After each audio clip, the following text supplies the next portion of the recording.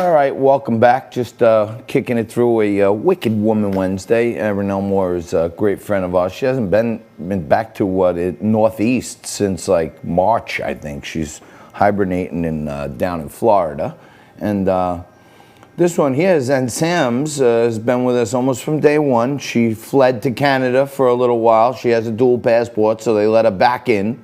But she is back in the Big Apple, thankfully. And she's an actress, model, super mom, all that great stuff, TV producer, you name it, she does it. And Zen, there's a lot going on, with the tear gas and the fighting. They're saying Trump is sending in, unmarked soldiers now in Portland and pulling people off the street and rent-a-cars. What the heck is going on? Give us a little woman Zen on it. Oh my goodness, Portland is really kind of guns blazing. People are really want to be vocal. They're just at it nonstop. And Portland is kind of one of those specialty situations because they've made headline news often, specifically in the nudity category. So a woman wearing nothing but literally a black face mask and a stocking cap, she literally walked towards a dozen heavily armed agents attired in camouflage getup. So, you have to picture this. It's pretty frightening.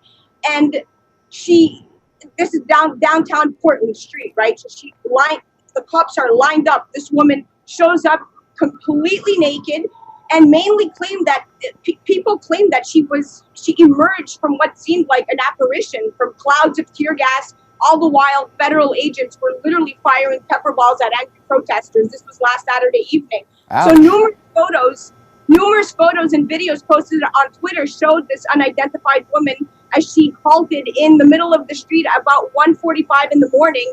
She was very calm. She was a surreal image of basically human vulnerability in the face of an empowering force that has been criticized nationally by civil rights advocates. So before it was over, she struck ballet poses and reclined on the street. She also sat on the asphalt in a yoga-like position facing officers before they just walked away from her. Now, courts have held that appearing nude in Portland is a protected form of political expression, superseding bans on public indecency. So that's how strong they feel about, Portland, that nudity is a protected form of political expression. So the woman making her statement Saturday was altogether uninhibited. And at one point, she was standing on one leg, raising her arm in an arc-type motion. So she was very non-threatening is what, the overall sentiment is. And patrol cars were just driving by her and, uniformed cops back and forth, and nobody bothered her. She remained unharmed and untouched. So that's something to really, that's interesting to think about. Now, she was vulnerable. She was completely naked. And at one point, I'm describing the scene because I want you to visualize what was transpiring. No, I don't have to visualize it. We have a photo, I believe, that Nico's putting up. And that's right. I'm hoping we don't have the other angle of the front because that would probably get us kicked off television. Legs spread in the headlights glare kind of thing is really vulnerable. Now, in 2008, what's interesting is the judge in one of Portland's counties cleared a nude bicyclist of indecent exposure charges, saying that cycling naked became a well-established tradition in Portland as a form of symbolic protest. So, really? These Oregonians are wild ones, eh? Yeah. And in all, the woman's appearance lasted about 15 minutes, and news photographers said she slipped away uninjured into the crowd. But nudity has also served as a form of protest since at least the 11th century, when legend holds that Lady Godiva rode naked, veiled only by her long hair, in a horse through Coventry, England, to protest oppressive taxation. So, on Twitter, they were quick to conclude that the naked Athena caused the officers to turn their tail. And then you have the right-wing Nationalist Review website that they gave its own spin, saying that she was an Antifa sociopath who lost her mind and she was stripped naked to protest the Portland police. Yeah, I'm with the second one. Yeah. Well, I'm down with the second one. You spin it. I don't know. It doesn't look comfortable where she's sitting. No. Like it doesn't look like her bottom half is well protected. It's got to be. No. That's got to be a little tough to be on the blacktop with a bare butt. My question to you, John, is if that was a man who did this, who stood in the middle of the street completely naked, do you think he would have gotten away with it? There's so many things I want to say right now, but yeah, That- the odds are a man would have got away with it. I would say yes, but I would also say I don't know why a man would do. I don't know why a woman would do such a. It just does the whole thing of it doesn't really make any sense to me. I mean, what's the statement? I'm vulnerable and you can kill me or let me sit here. I don't get it personally. You're much more of an artiste than I am, but I don't know what it means.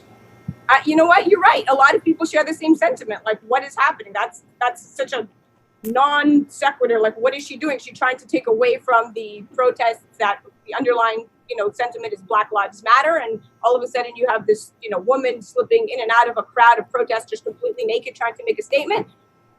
My whole thing is the response to the naked body. It was very interesting the way that this was perceived. I think everyone, apparently, according to your reporting, no one even cared. Everyone just kind of ignored it. It was just like there.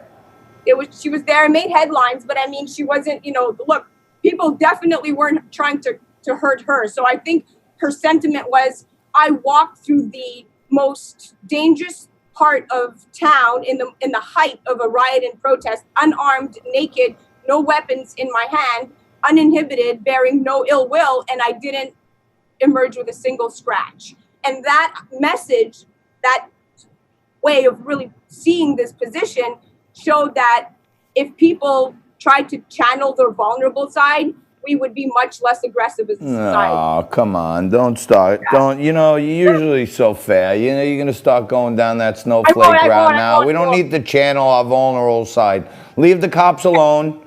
Go to work, go to school, you wear a mask, and everybody's good. And we don't need these naked demonstrations. I would imagine with all the niceness that you slathered on top of the whole thing, I would imagine that her parents are not quite so proud. As a dad of two girls. No, we don't know who she is. So we can just assume that it was a form of art. All right. And also chalk it up to not her proudest moment in life, maybe. Yeah, but maybe she is proud. Who knows?